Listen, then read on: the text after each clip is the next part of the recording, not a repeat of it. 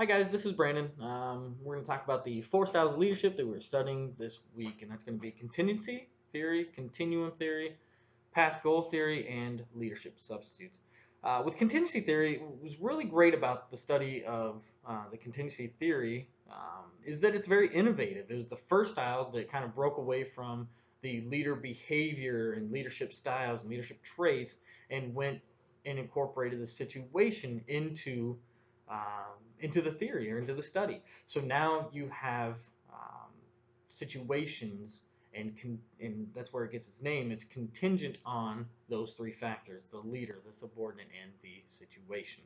And this means that there's two actually important factors that are involved with contingency leadership, which is your own style and that of the situation that favors your style. And that's important to note that if it favors your style, and we'll get to that in a minute. So to determine your style, you have to do what's called the least preferred coworker scale, LPC scale. And that's going to determine whether or not you're relationship driven or if you're task driven. Now, if you're high on the LPC scale, you're going to be more relationship driven. And what that's going to do is that's going to allow you to kind of manage conflict and manage team dynamics at a personal scale. Whereas if you're low LPC, you're going to be more task driven. So this is going to be performance and team organizing and things like that that gets people to perform at that higher level that's expected. And then the second one, what we said, was the favorableness towards your style. And what that means, there's three aspects of that. It's going to be your leader-member relationship, your task structure, and your position power as the leader. The leader-member relationship, it's going to boil down to trust. Is it good, bad, friendly? Is it difficult?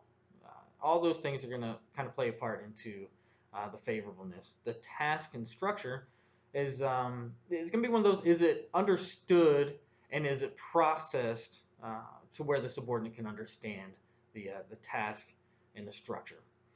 In position power, that's the authority that the leader has. Does the leader assign work? Are they able to promote? Are they able to punish or discipline? Um, and that goes on to perceived assigned work, punishment, and promotion. How do the subordinates feel about that leader as their authority or their position power in the organizational structure? Now, what happens when the leader becomes ineffective? Well, Fielder says that the leadership style may not match the situation, so you have kind of a negative impact on the organization. So what he recommends is that you change the situation uh, to allow to a different situation to match the leadership style. It may be very difficult to do. I personally feel that matching you're going to need to change your style to match the situation because sometimes situations are really rigid and you won't be able to effectively do it. But that's what he says. And some advantages and disadvantages of the contingency theory. Advantages are it provides rules for leaders. It gives the situation, it gives a leadership style. You identify both of those, and it gives you a path from A to B. Good to go. And it takes the task or the situation into account. Fantastic theory that really went leaps and bounds above where it needed to be. So once you start addressing the situation uh, into leadership studies, it really brought forward into progressive thinking. Now, some disadvantages: it's very rigid in application. It's I'm identified as this style of leader, and this is the task, and I have to get A to B.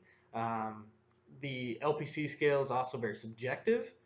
So if you're not honest with yourself, you're gonna come out to a different outcome. And if you're one of those middle of the ground leaders where you're not really task oriented or relationship, you're going to kind of be in the middle, and there's no real guidance, no structure uh, for how you should integrate into uh, the situation. All right, so that brings us to path goal. Now we're going to start seeing more of a motivation of the subordinate rather than just taking into account the situation, and everything, and just the task and the performance objectives. So now you have motivation, what the internal feelings and internal motivations for the subordinate are going to be an account. So this is still a contingency model because now we're adding in the leader, the follower, and the reward. And reward's going to be whatever motivates that, be it intrinsic, extrinsic, whatever that motivation is. That's what we're going to focus on with the contingent to get that lead or that follower to progress and perform at a higher level. Now, what leaders need to do is they're going to help identify to the subordinates whether or not whatever motivation it is, if it's intrinsic or external, they're going to help kind of guide and figure out what the best motivation is. And leaders can do that by trying to figure out adopt four different behaviors: supportive, directive, achievement, or participative. So in supportive, he's going to show concern for the well-being. He's gonna kind of make the subordinate feel like they're part of uh, part of something and that he actually cares. He or she actually cares. A directive, you're going to be highly structured. You're going to adhere to rules and regulations so that it's more of an expectation management style. So the subordinate knows exactly what is expected, and it's structured to where everybody understands what is needed and what's necessary to fulfill or perform those tasks. Achievement, that's where we're going to start setting goals, standards, and we're going to stress highly productive performance, right? So it's going to be, we're going to expect a higher level from the subordinate, and so that's going to be your achievement. You're going to set goals that are a little bit higher to gain more of a motivation to, hey man, we really need to get these widgets going and make it better. And then participative. You're going to ask opinions. You're going to get input from them. You're going to see what they think about the situation, what they think about the workload, or what the situation is going on. And you're going to create more buy-in, more group dynamics, more understanding of the organization. And you're going to create a culture that allows for people to be able to talk and innovate and get ideas from this person and that person and start to mold them together to a better cohesive unit. And now it's important to note that it's not a behavioral trait or personality trait, but it reflects the type of behavior that the leaders can adopt to a given situation. And so that's a path goal. And now we're going to get to continuum. So what this does, continuum leadership is a leader subordinate in situation, again, contingency theory, but now the situation is more time driven. So the leaders place a sense of time, they're placed on a continuum, on a line of autocratic or democratic and anywhere between, right? But what continuum leadership really needs to stress is the aspect of time. Um, the more time you have, the more democratic you can be with your leadership. You can try to get buy-in. You can try to ask opinions and figure things out. If if you're really pressed for time, things are happening. It's a stressful situation. Answers need to be given now. Decisions need to be made now. Then you're going to be more directive. And so on that scale, we have four main styles. So you're going to have telling, selling, consulting, and joining. So telling is exactly what it means. You're going to tell, you're going to make the decision, the leader makes the decisions, and they're going to expect implemented actions given. So he's going to say, he or she is going to give, hey, this is what I need done, do it now, and it's going to happen. Selling, on the other hand, you have a little more time, so leader again still makes the decisions, but now they're going to try to persuade. Hey, I need you guys to do this because of this, and let's really get. So you're going to persuade. You're going to try to influence them uh, to do the action that you've already made the decision for. And then consulting. Now this is where your leader identifies the problem and then listens to advice on how best to solve the problem in the situation. Uh, and then that leads us to joining. Joining is where the leader defines the problem and then passes the decision on to the group to say, hey, we need to figure it out. I want you guys to come together and really make this problem go away.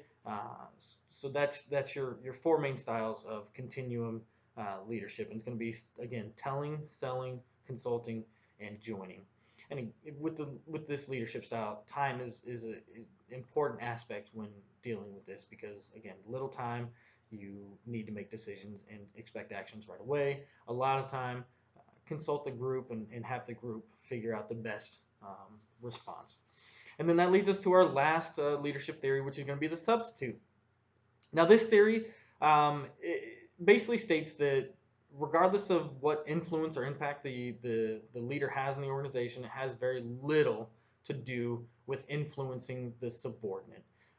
The subordinate is more influenced by the outside factors. Um, the meeting performance and is more impactful on the subordinate behavior and attitude than the actual leader's actions towards them. Many of these contingency theories are organizational rules, regulations that are put in place that neutralize the effect of the leader. So if it's a very rigid and highly structured system, then the subordinate doesn't necessarily need a leader motivating or influencing or getting things going because they already know what they're doing. It's routined, it's structured, there's a lot of rules and regulations for how they are supposed to go, and they're not going outside the bounds of the organization. So they know their right and left lane, and they're just driving down the highway. There's no need for course correcting because it's already put in place through the system and the structures that is the organization. There are three characteristics that you need to focus on when you're talking about leadership substitute, and that's going to be the follower, the task, and the organization. And again, the follower. How much knowledge, skills, and abilities do they have?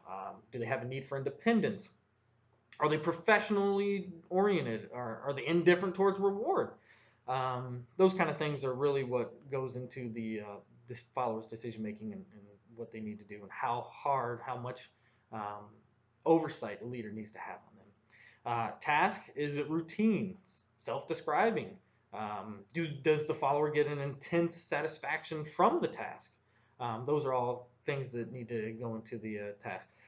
Organization, again, is it formalized, highly structured? Are there a lot of rules and regulations that are put in place to tell these followers exactly what's expected of them?